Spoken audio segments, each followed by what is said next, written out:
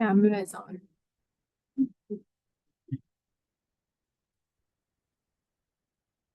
Hello, everyone.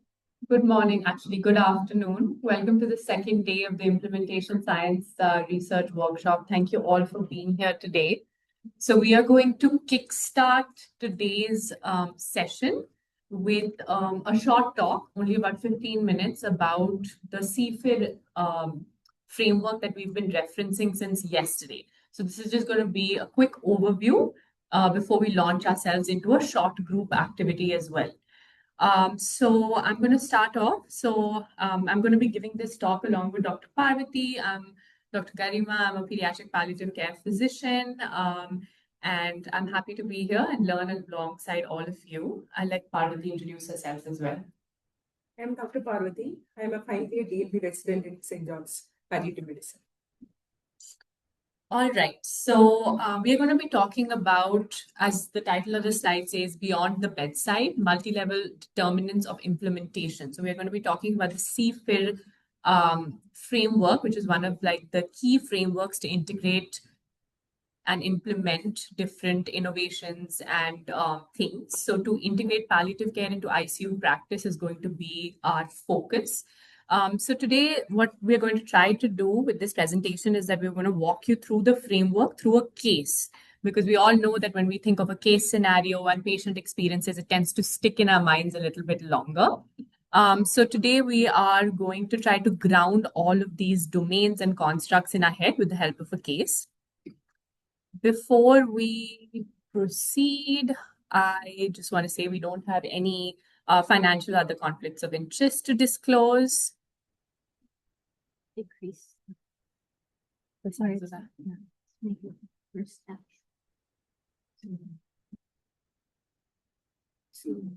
I don't see it. No. Just move around as well. Yeah. No. Oh, no.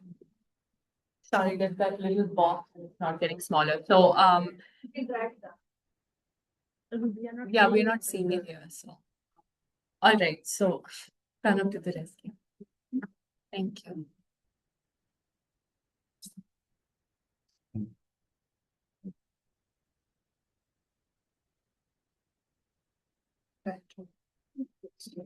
Just minimize that and drag it. Yeah.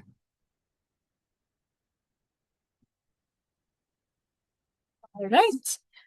So let's get started. So we're going to talk about our patient today, who is Arav. He's so I've given a pediatric case, a little biased here. So he's 5 years old with relapsed neuroblastoma. He's been in the PICU for 8 days with septic shock and respiratory failure. And despite maximum intensive care with great care from the PICU team, he now has progressive MODS, which is multi-organ dysfunction. The team agrees that the prognosis for this child is overall pretty poor. And yet palliative care has not been consulted. So I just want you to kind of sit with this question of why do you think palliative care has not been consulted yet? So that is what we are going to be discussing at a multi-level determinant and using the CFIR framework to kind of discuss this. So I'm going to move on to the diagnostic lens that we're going to use. As I said, the CFIR framework, which is a consolidated framework for implementation research, which provides a structured way to identify barriers and facilitators to implementation across 5 different domains. So you can kind of think of CFIR as a way to understand what helps or hinders change. And I would like you to take a moment to look at the concentric circle. So it has 5 different domains, which starts with innovation, which is what you're trying to implement, which has its own characteristics. It moves on to individuals, which we will talk about all of these domains in subsequent slides, but individuals will be people who are involved in implementation. Then we have the inner setting, which is where the innovation is going to be implemented and the factors that are associated with the inner setting. And then the outer setting, which is beyond for this case, for example, beyond the 4 walls of the PICU. What are at the national level, at the international level, what are the guidelines, the accreditation issues, administration issues, things like that. And then overall, encompassing all of this is the process of implementation, which goes around like a complete circle. So we are going to first talk about the intervention itself. So the intervention itself can often be an obstacle. I only say an obstacle because there can be sometimes that an intervention can not have the characteristics that are needed to have a good implementation. I've lost my little thing here. Okay. So the first domain we're going to talk about is interventional characteristics, like I said. So essentially how good, how usable, and how well designed the intervention that we want to do or the innovation that we want to do is. So in the hospital, for this particular case, there's already an early PICU palliative care pathway, that referral pathway that is present. Now, it recommends that kids who have a prolonged PICU stay, say I haven't per se mentioned the time frame, but say has been in the PICU for about 2 weeks, has advanced cancer, has high risk conditions, is mechanically ventilated, intubated, you refer those patients to palliative care. So on paper, the system should be working. There is a trigger-based tool. There are referrals that are supposed to be happening. But if you look closely, and I've tried to elucidate that on this slide, we can see that some of the X's tell us what are the issues with this intervention. So some of the clinicians are unsure of the referral criteria. Some find the pathways too complicated, it's too complex. The others have quietly just like redefined it in their own heads because they think that it is very complicated. So they believe a referral should only happen once a treatment is being withdrawn, which is during withholding and withdrawing of life-sustaining support, which isn't what the pathway actually says. And this is our first lesson of CFIR, that sometimes the barrier is not the people. It can also be the setting or the intervention in itself. If it's too complex, it's difficult to adapt, and if it's not feasible. So it's important for us to examine the design and perceived complexity of the innovation. If a pathway is too complex or ambiguous, it'll be difficult to adopt it. Now, moving on to the second thing that we are going to talk about is the outer setting. Like I mentioned in the slide, as you can see, everything that is happening outside the four walls of the ICU unit. So the CFIR actually breaks this down into several subtopics. So the first one here is patient and family needs. So here we're talking about a PICU case where there's a child with a pretty grave prognosis. So RF's parents are consistently asking the team to do everything possible. There's a clear expectation for aggressive treatment and doing everything that is needed.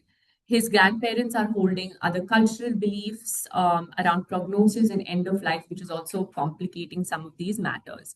And underneath all of this is a family that doesn't quite yet understand what palliative care is, because the primary team has not introduced the concept of palliative care and we have not been involved as well yet.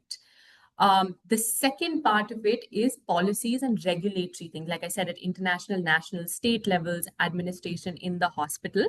So policy and regulatory environment is a very important outer setting factor. Most health systems have national palliative care guidelines. And we also, like yesterday, Dr. Bhavna was talking about Karnataka being an early adopter. We do have some Supreme Court guidelines that are in place. But just having the guidelines is not enough. Paying attention to them and being able to apply them is important. So even if there is legislation that is available, it doesn't automatically translate into bedside practice. It has to be adopted. So I think policy and regulatory matters are something that is also very important in addition to patient and family needs. And then our health system factors. Is there even a specialist palliative care or a pediatric palliative care specialist that can be consulted? I think that's important. Are there referral pathways that are simple, easy to kind of adopt? What about community and hospice resources? So if you do withdraw and withhold care, if this patient does survive and they are able to go home, do we have like community resources to be able to continue that care or home care for that patient? So I think those are all important things to discuss in terms of health system factors. And then one of the other things, last but not the least, is external pressures. So there are, in a lot of hospitals, there are certain funding and reimbursement models. There is quality improvement initiatives, certain numbers to meet. All of that does happen in administration and in institutions. So I think that and integrating early palliative care and certain understanding of the palliative care to the administration as well and the people who are making these policies in the hospital is also important. So when we say that Arav's case is shaped by the outer setting, we're talking about not only his parents and his grandparents and how they want aggressive treatment to happen. We mean an entire ecosystem. So we mean family expectations, policy frameworks, system capacity, and external incentives, like I talked about here. We will be delving further into inner settings as well as individual characteristics as well as the process. And Dr. Parvati will be talking a little bit about that. So I'll just hand over the mic to her. So we have seen the intervention as such and also the external pressures that can influence an implementation. Now we'll go further into the organization where the implementation has to take place. So even if we have a best intervention plan, it can fail if the environment is not ready. So the first one is the culture. So if there can be a deeply rooted setting or belief that palliative care means we are giving up. So if that is already existing in an ICU, then that is the first resistance to an implementation. And also if there is a director who is willing to implement, then if we don't have any clinical champion or if the hospital has not prioritized driving this change, then again, that's a barrier. So that is the culture and leadership. Now, coming to the resources and implementation. So we know that most of the ICUs, it will be very busy. So the unit is busy, staff are stretched, and they don't have time to, sit and counsel the family. So these clinical needs will be prioritized over something like a communication or conversation with the family, which may not be seen like immediately life-saving. Then we have communication as well as infrastructure. There could be inconsistent communication among the teams, like in this case, the oncology and the PICU. There could be a lack of feedback and mentorship, and there may be a lack of private, physical space. There may not be any space for bereavement, personal, or spiritual support. So that is what we see in the inner setting. So coming to the individual's domain, so the main factor is the knowledge of the clinician. If the clinician does not have any awareness about what palliative care can do, then there will be an automatically a resistance to implementation or early referral.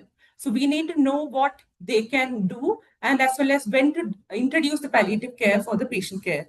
And beliefs and attitudes, again the same. If the clinician does not believe that palliative care can improve the quality of life, and it simply means that giving up, then they may hesitate to, introduce palliative care early. Then self-efficacy means if they have the knowledge and belief, if they don't know how to proceed with this, like they don't have the confidence or they don't know how to prognosticate, then the self-efficacy matters. Then motivation and commitment, if they perceive this particular intervention as something that could bring a change to improve the quality of life, then that intervention may succeed.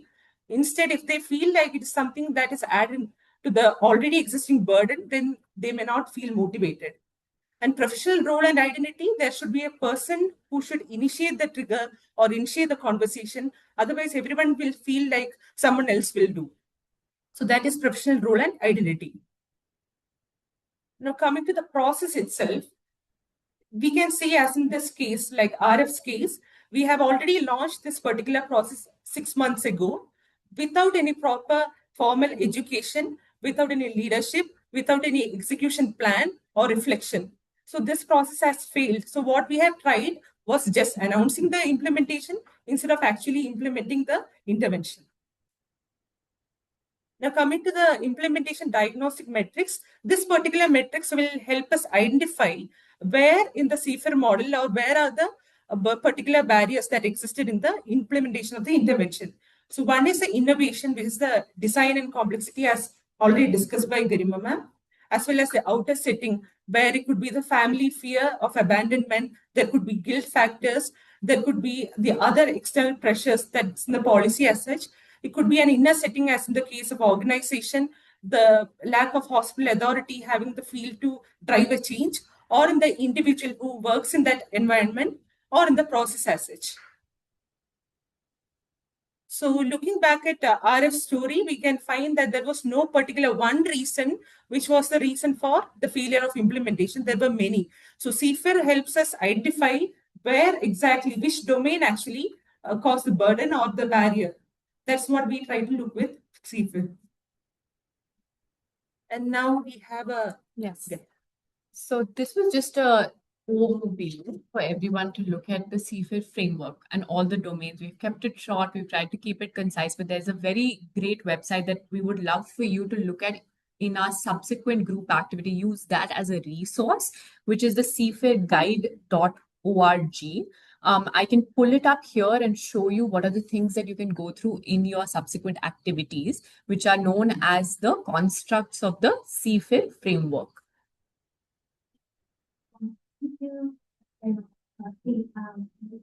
So, I think we walked through a case and some potential barriers. Now, we're trying to understand implementation research. Now, these barriers that were listed were things, in conversation or things that you may hypothesize, but when you're doing research, you want to ground those, where did this barrier come from, where did this behavior come from in the data. So how do you think you would capture this sort of data? How would you find out that this is a barrier or this isn't the solution? Talking to the stakeholders. Great, I love that. And so in the research framework, when you're talking to a stakeholder, how would you capture that? Questionnaire, surveys, oftentimes that is helpful, but may be too close-ended answers, where it's within the rubric of the worldview you may be coming in with. And so that's where the idea of qualitative research, where we're trying to keep an open-ended conversation to try to see where the discussion flows, what is the experience of people who are in the system, experiencing the goods, the bads daily, trying to find those solutions from the ground up. We talked a lot about barriers in this talk, but again, Karnataka State is an early adopter. That means that you are right, sort of spot or exemplar. So what were the good things in this system and process that made you an early adopter? Even here, St. John's has been an early adopter of all these practices. What made you a bright spot to be early adopter? We want to capture those facilitators as well, because when it comes to the next hospital system applying these, what are the things that work well to make it an easy adoption in the first next system? What are the lessons you learned? Where's the struggles that were overcome? All of that is what we want to capture. Now we can't capture this just by measuring number of referrals. We can't, which is a number of quantities of that. We can't capture it by just, these sort of numerics. We need to capture it qualitatively. Okay, what is the experience? So sure, some guideline discourse does upon you, but what is the moral distress or element in actually putting into action? I work mostly in the ICU. I develop my relationships with my patients, and so I may feel like, okay, I can do palliative care from the beginning to the end, but there are many elements that I have a blind spot to that I can't do that palliative care colleagues can't do that. And so where can we collaborate to find a framework that works for everything, where the patient is the center? Yesterday, Dr. Patient in the patient. And so how do we focus on what their needs are and provide the full care? Now we're using a palliative example, but this applies to any intervention, whether it is a process of sepsis care, whether it is a process of what all backgrounds we have here of nursing intervention, or say making medication delivery more efficient or easy without delays or so. This can apply to any intervention you're trying, not just palliative care. When we palliative care interesting or challenging, I would say that's discrete intervention where it's like, okay, this we gave antibiotics within 3 hours. This is a more multimodal intervention, so that you have to try to find ways to measure each of those pillars as you're putting your patient on your table, you have a picture of your CFIR framework. In the current exercise, so Dr. Karnasana and Dr. Karthi are going to walk us through the website, which is a great way to root your and understand more of the elements of it. So what's neat about the CFIR framework is that each of the headings and sub-headings. In the website, there are even more sub-headings. And so when you are say doing qualitative research, say you interviewed 100 people, each of them have their own perspectives. Now you want to put the secret framework. How are you going to do that? You'll read each conversation, and within each conversation, if say someone is saying, okay, the Supreme Court guidelines do not exist XYZ9, then you will find what is the code that matches this conversation. And so if that is a Supreme Court thing, that refers to outer setting. So then you can code this is outer setting. So you are rooting your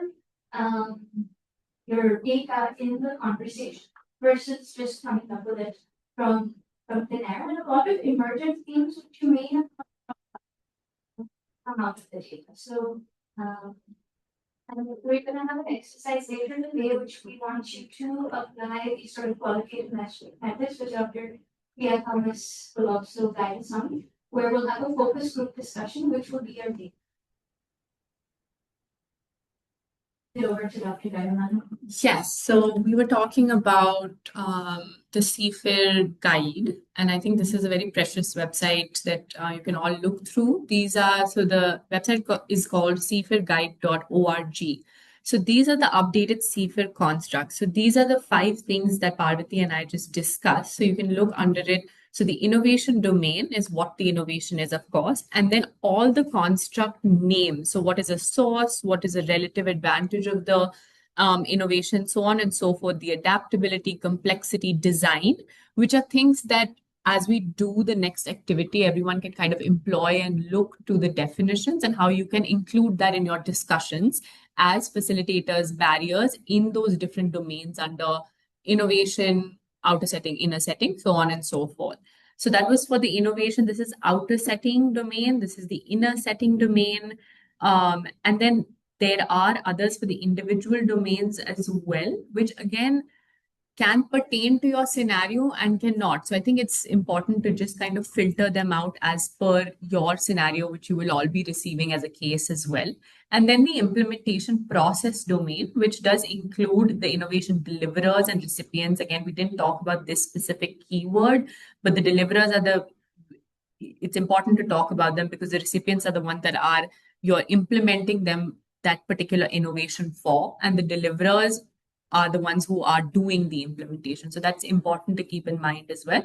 And then you can all scroll through this. So this is one part of it, the constructs. The other part of it is also the CFIT tools and templates. So there's also, again, this is an Excel sheet of the constructs and definitions if you would like to see it as a sheet. And then there's also a research worksheet to kind of go through the CFIR in study design as well as data collection, etc. Again, I think the construct part of it will be more beneficial in this initial teamwork exercise. So this is an extra thing for you to do. Dr. Bhavna will introduce the next team activity, but before that, we just have a small request for everyone as we divide you into different groups. So they're most likely going to be about 3 groups, 3 to 4 groups. So we will request you to have one of the members of each group can have their mobile phone open on voice memos, if possible, to just record the discussion, because I think that would be really precious for us to then have all of that data of what you discussed for your specific case scenario as well, if you're okay with that and with sharing that. So I think that is one of the prerequisites that we'll do, and then we'll sit at the respective tables and have those discussions. I'll let Dr. Bhavna talk a little bit more about that activity and kind of explain it. Is that okay? Is there anything else? Thank you.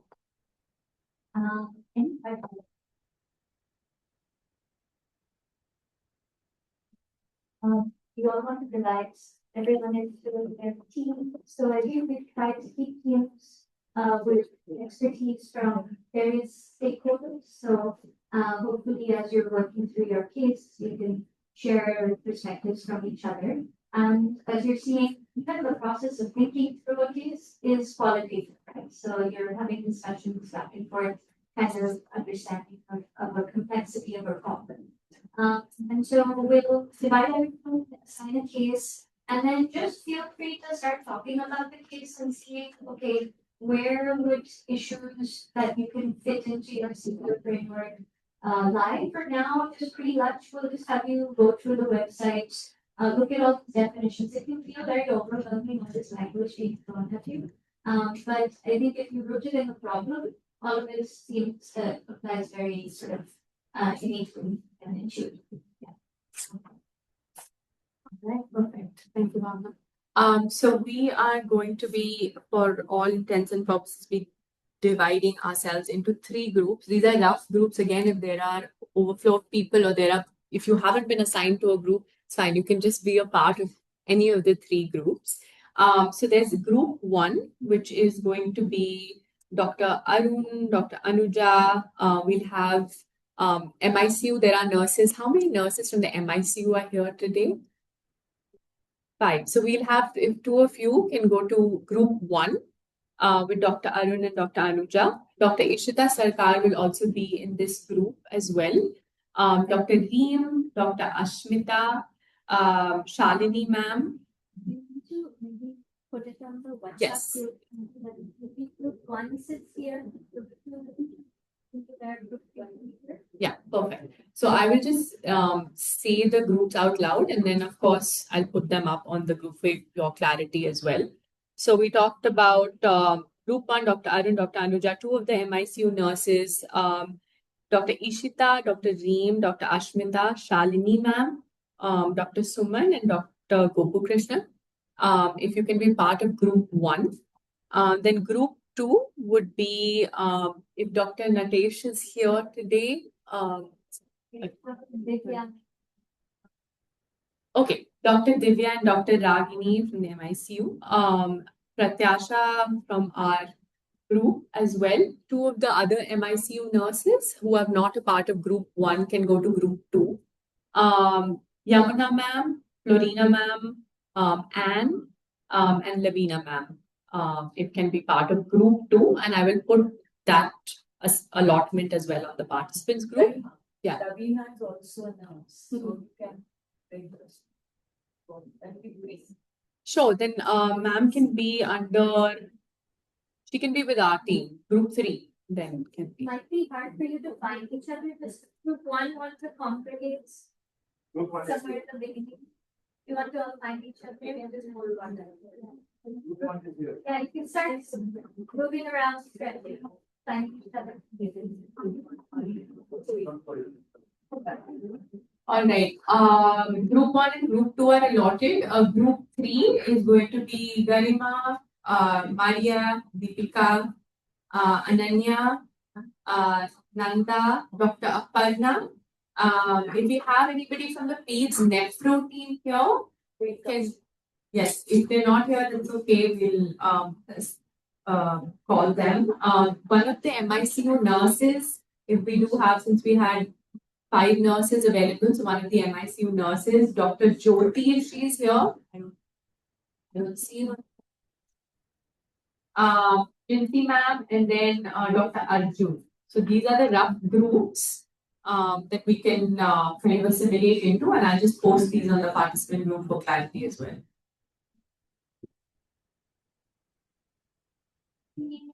Here. So I was in group 1, but however, I know few of them in group already. I'm not sure if the conversation is going to paint the kind of sense. Can I get a lot of is it possible? So that's the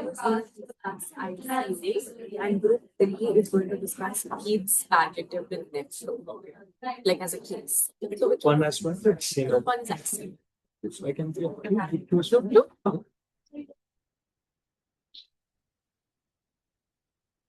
I'll post it.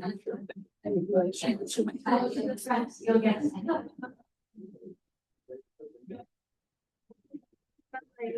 Okay, step 1 is not been access to that part. No, so you are going to be, I'll announce that you are going to be one of the facilitators. And I'll bring all of them.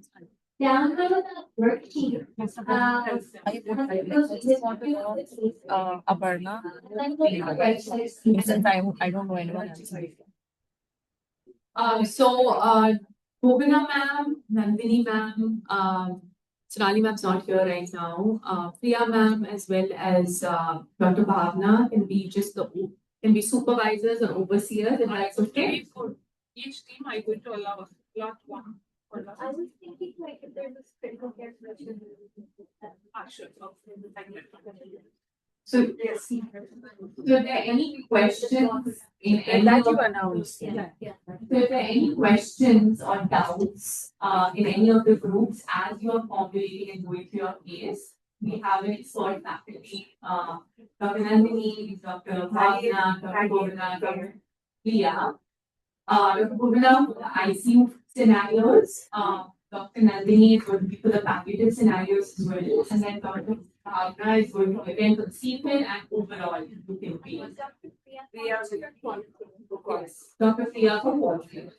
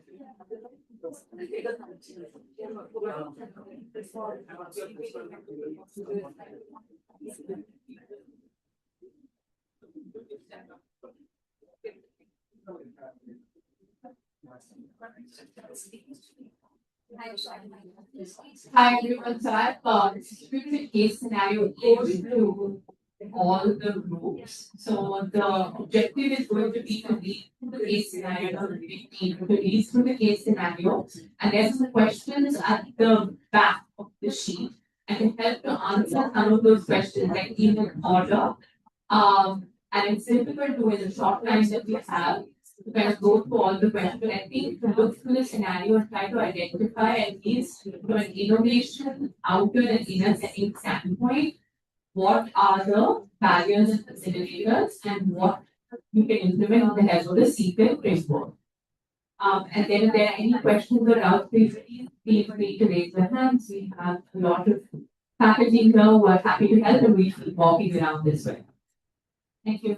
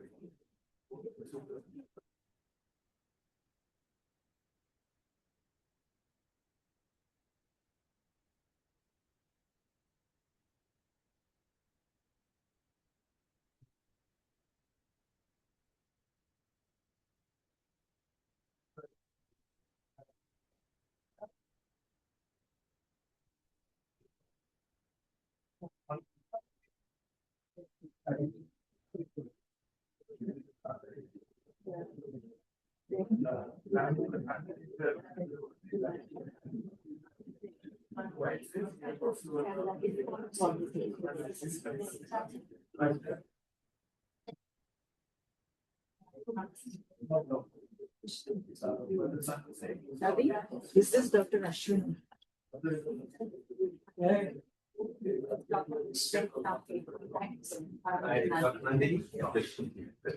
Dr. Bharna said,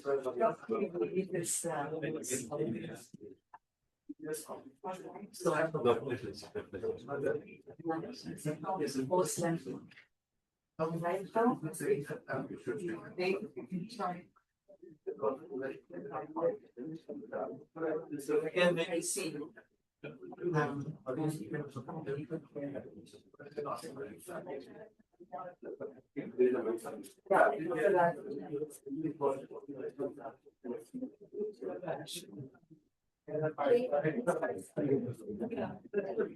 That's the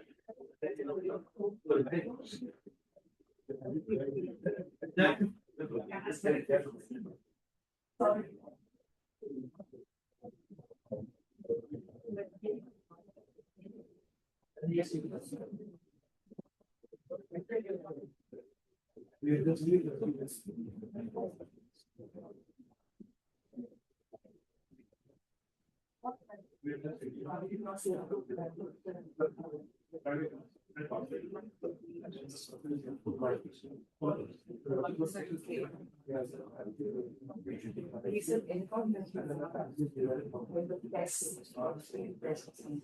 actually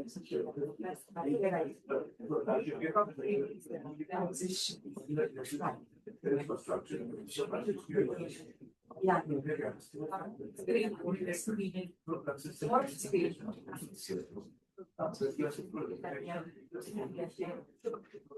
We are trying to got down to some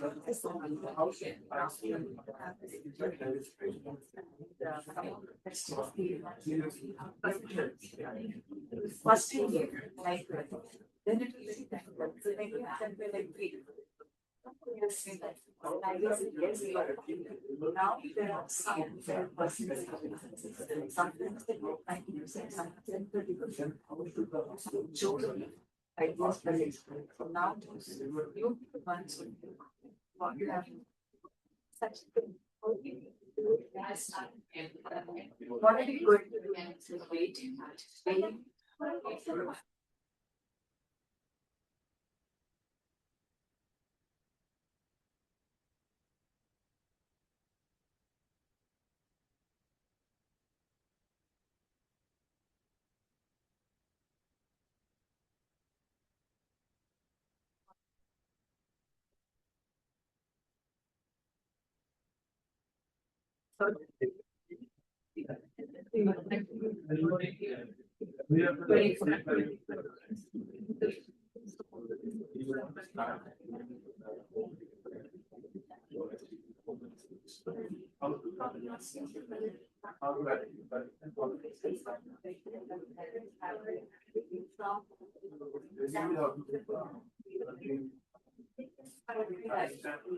This is meant to be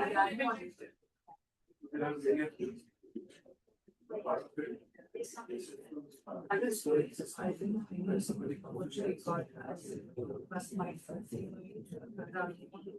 You can't say strongly. Yeah, but in this one case, so I will take this.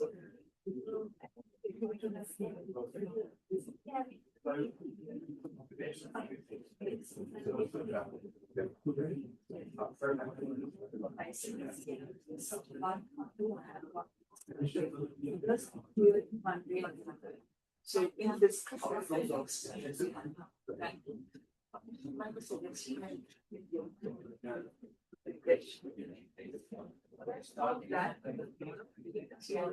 then do some pilot. What's the next thing to complete? If the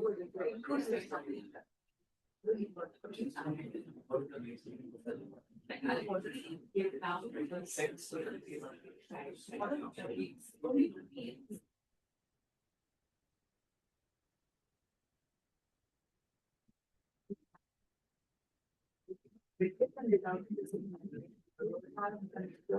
is this basically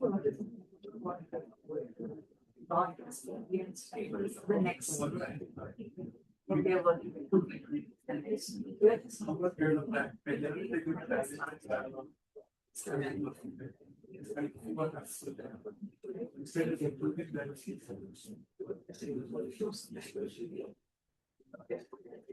then what will be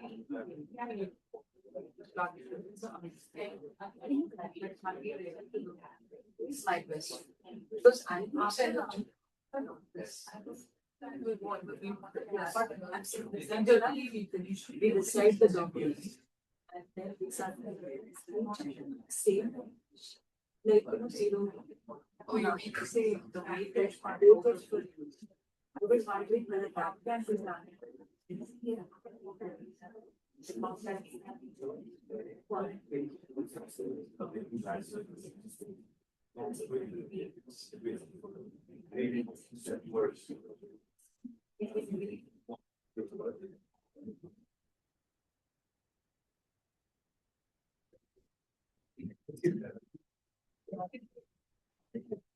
When you are saying when you are pressing a screen or if we are something.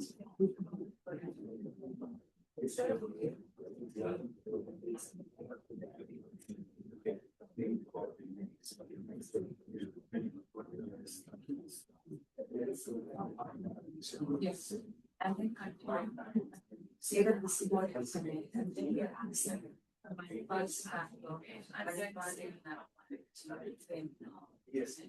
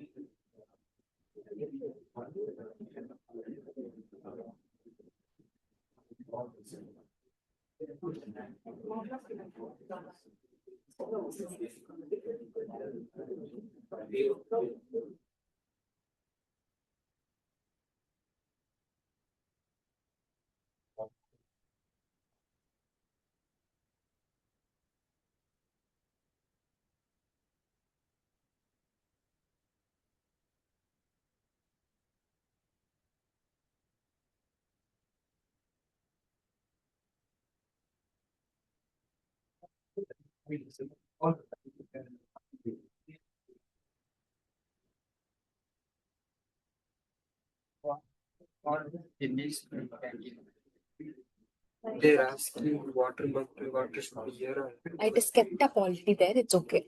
That is fine. That is fine. That is okay.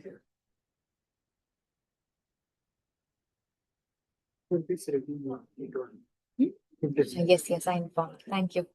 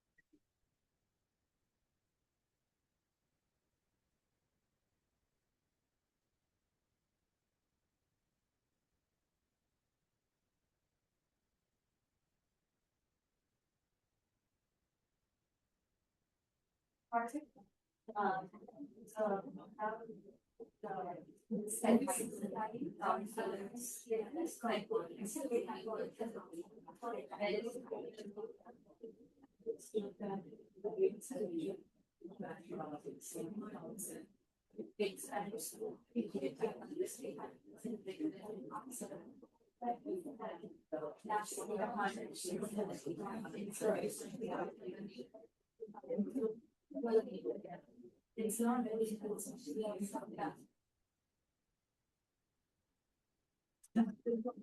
It's like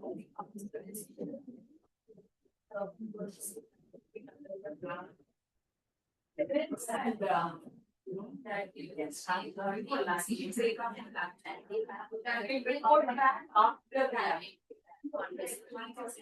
So they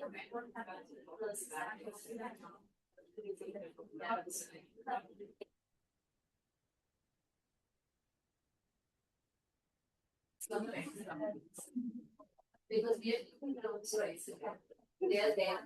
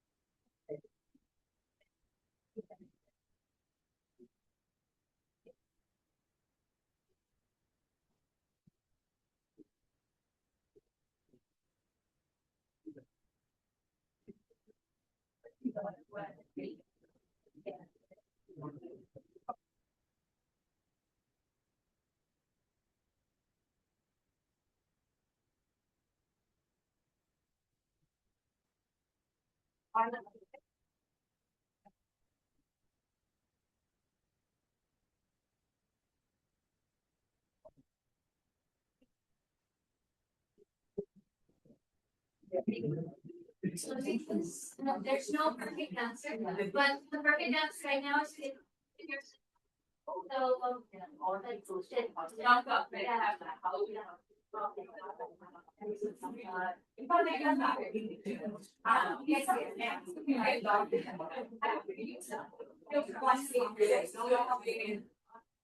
Yeah, and then also like the nine.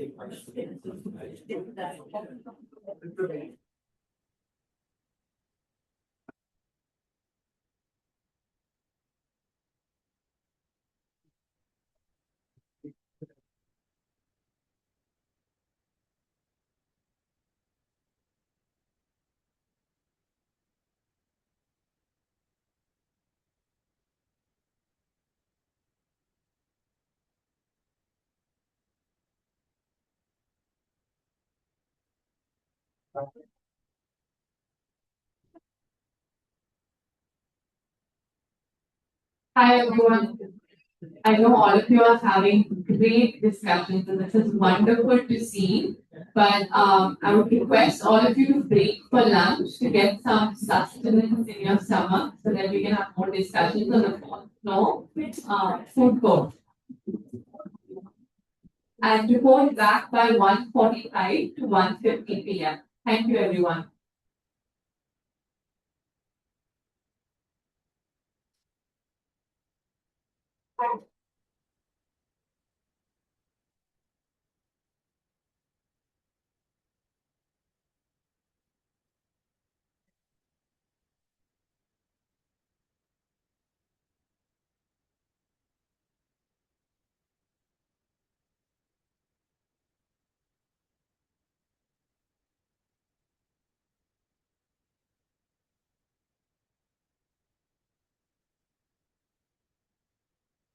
Try to come back by 1:45 to 1:50 p.m. because we want to have a prompt start after that. Thank you.